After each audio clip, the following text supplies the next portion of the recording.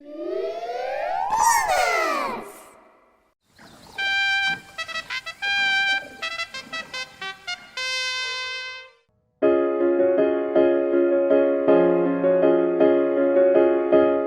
today is Saturday, June 1st, and we are not live whatsoever from... No, wait, don't reveal it just yet. You'll never guess where we are right now. Well, okay, maybe the title of the video is a bit of a hint. So if you're thinking we flew all the way to Germany just to cover the Pikmin Bloom mini walk event in Dusseldorf, then you are 100% wrong. I mean, have you seen the state of the yen? We can't afford to fly out of the country. That's right. In other words, we are not live whatsoever from Akita Prefecture in Japan, where we can only dream of going to Germany. It's so sad that we weren't able to attend physically this time, but we thought it would still be a good idea to cover the event and see exactly what happened. So we asked participants who did get the chance to go to send their pictures, videos, and screenshots of the event. Based on the time difference, they should already be wrapping up the event by now. Oh, in fact, some people are already starting to send some footage and pictures. So thank you to everyone who has contributed to make this video possible. And since we cannot attend physically, only virtually, in other words, in spirit, I won't be needing this guy. Oh no. But let's have Mr. Glowy Pikmin lead the way in spirit. Alright, so what are we waiting for? Let's go see what happened during the first mini walk outside of Japan. Let's go!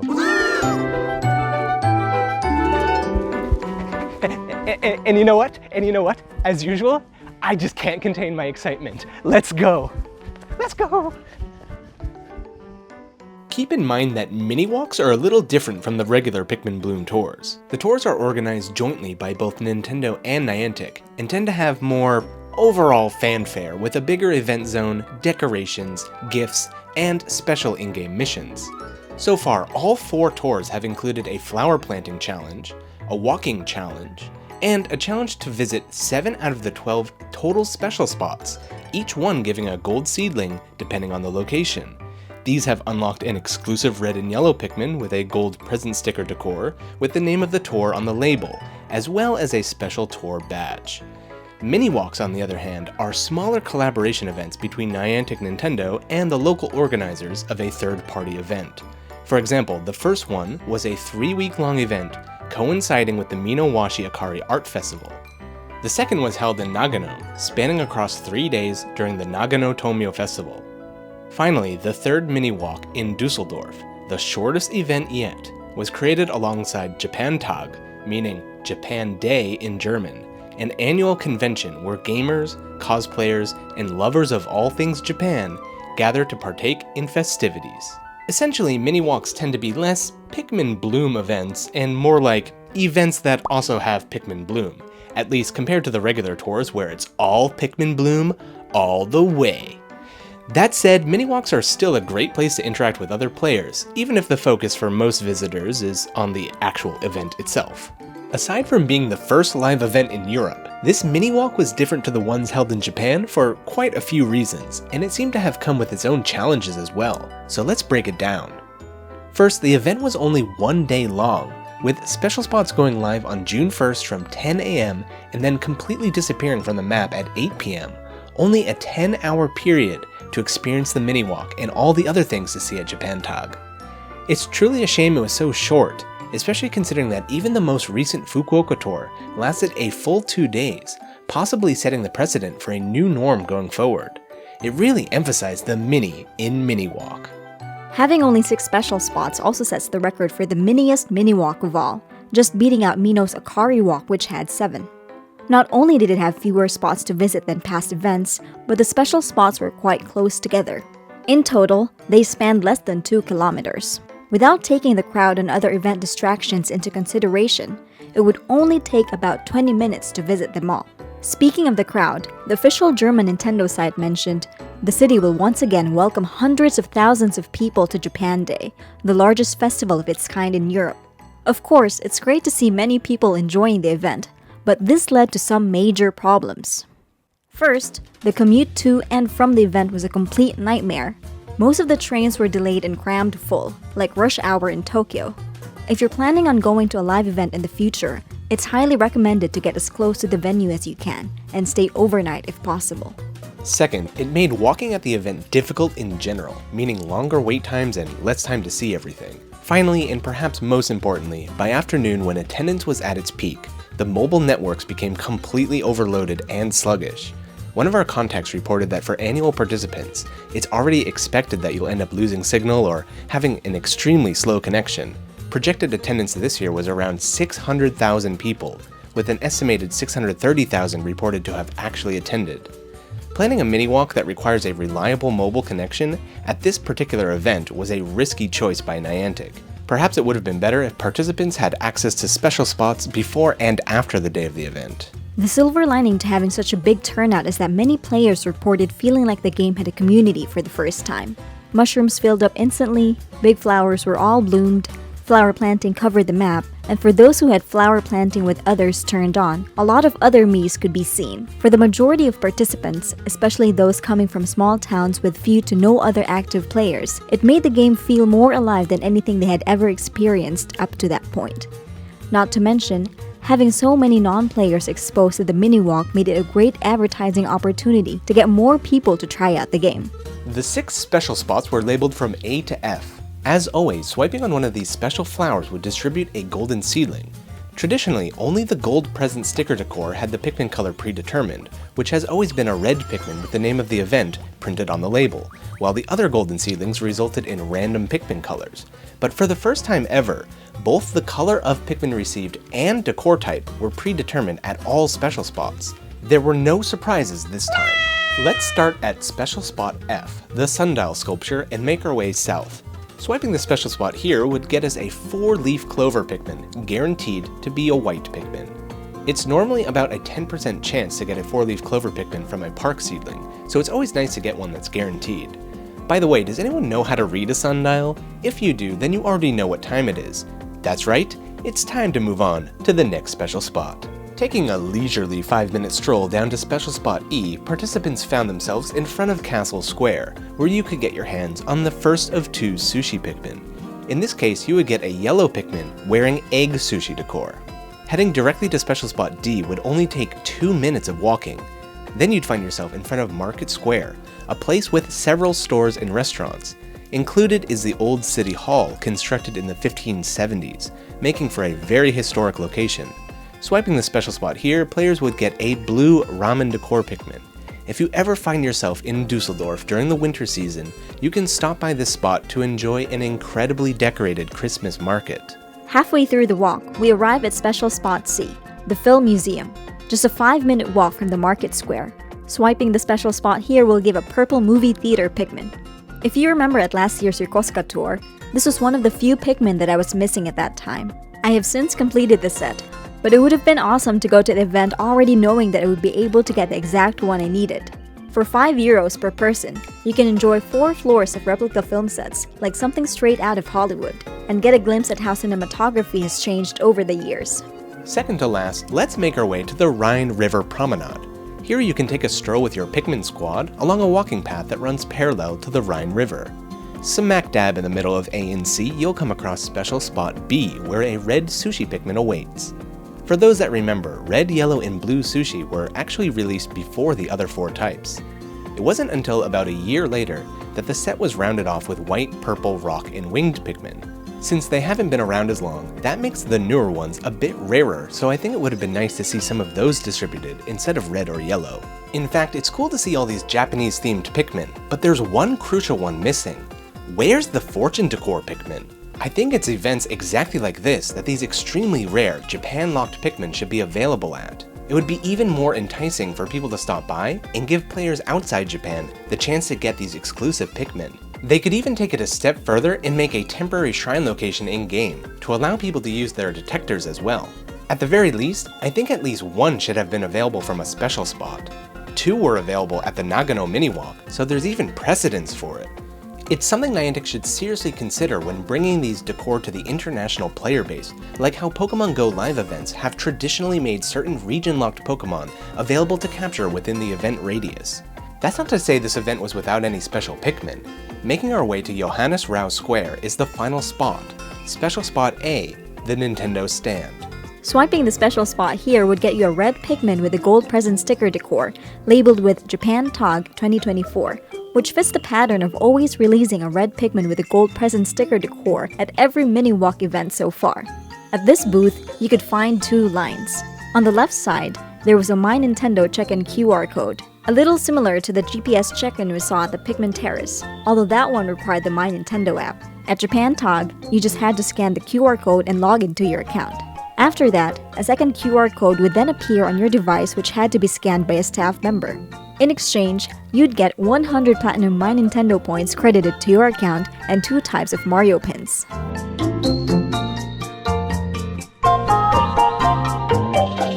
On the right side was the physical gift distribution, where you could get your hands on the official event map, available in German only. Thanks to one of my friends who knows some German, here's a copy of the map we managed to translate into English, which is what you've been seeing on screen throughout the video. And don't forget the reverse side too.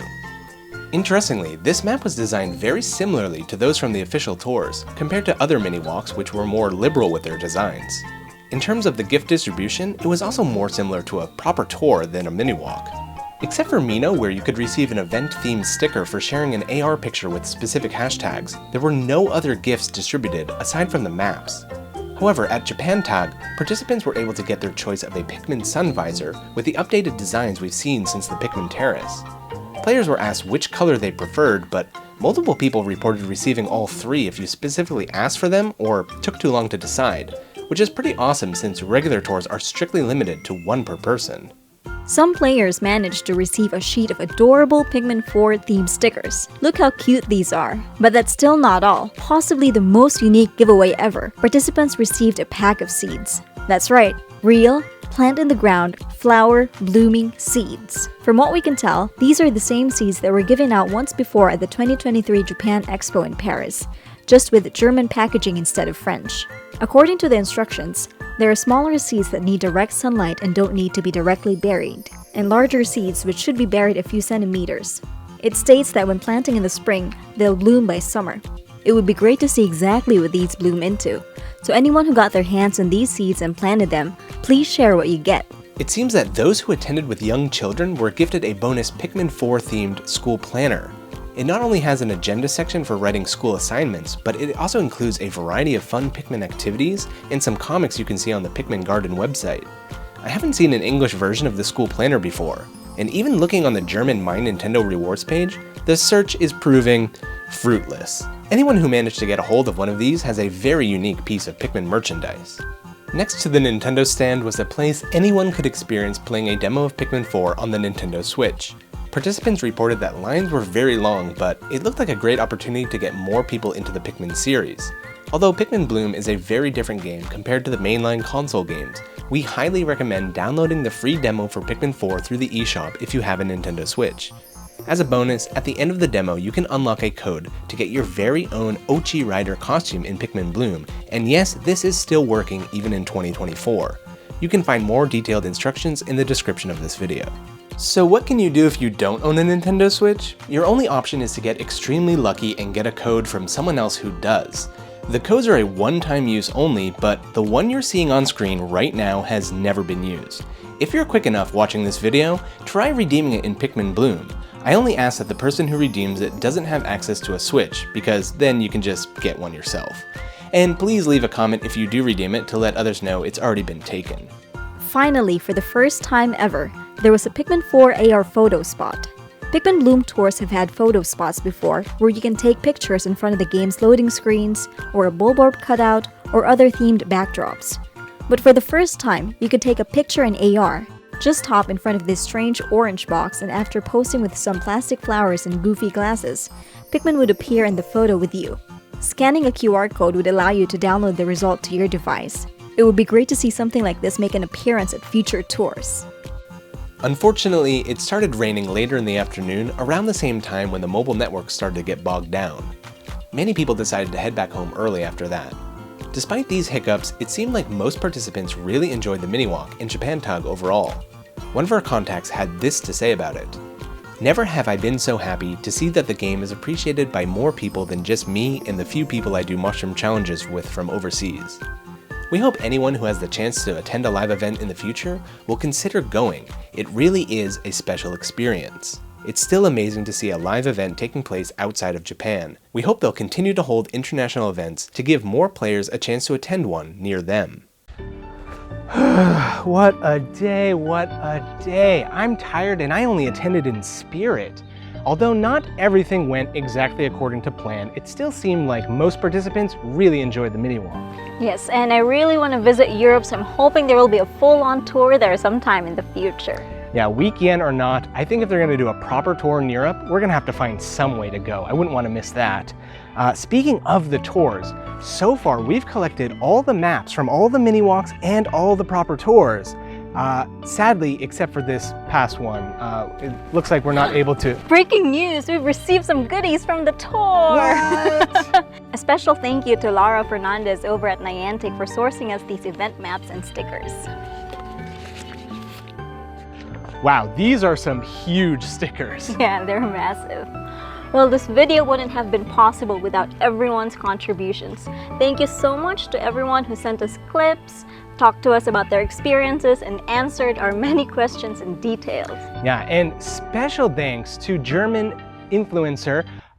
Do you remember that moment at the Yokosuka tour where I had to speak German, but I wasn't too confident about the pronunciation? Inside is a German bakery. I'm not even gonna try to say this name. Okay, I'll try.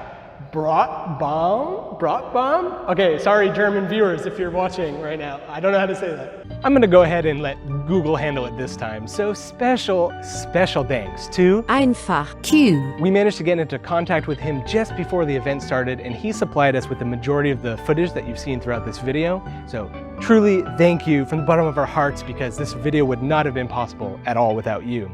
So whether you speak German or not, you can go ahead and follow his socials in the description. He has TikTok and Instagram. Well, I think that about wraps it up for this mini walk. Yep.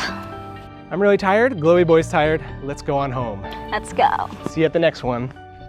Wait a second, we're not done yet? It looks like there's even more breaking news. Niantic has just announced that from June 28th to 30th, there will be a spot challenge at the Dokomi Anime in Japan Expo in Dusseldorf? Again? I guess because they've already organized the mini walk for June 1st, it was really easy to organize this second event at the end of June. So if you're going to be around the Convention Center Dusseldorf, you'll unlock a special spot challenge. If you remember, back in the Pikmin Terrace video, we went all the way to the Miyajima service area, and when you're in the geographic radius of the event, you'll unlock a spot challenge. Now that one was walk 500 steps, but they're upping the challenge this time to walk 1,000 steps. Now this is a one and done deal. Once you unlock it and finish it, that's it. You unlock your red present sticker decor. But interestingly, there will be 3 special spots at the event. Each one will give a different type of Pikmin. You'll get a Pikmin 4 spaceship, a dandelion decor from the zoo set, and a clover decor, which this time is not guaranteed to be a 4-leaf clover. But with the added bonus that you can swipe these special spots once per day. So hypothetically, you could get 3 Pikmin spaceships, 3 dandelions from the zoo set, and 3 clover decor. It may not be a full-on mini walk, but I think it's certainly worth checking out if you'll be around Dusseldorf. Anyway, we're really tired, so it's time to get going. See you again at the next one. Bye.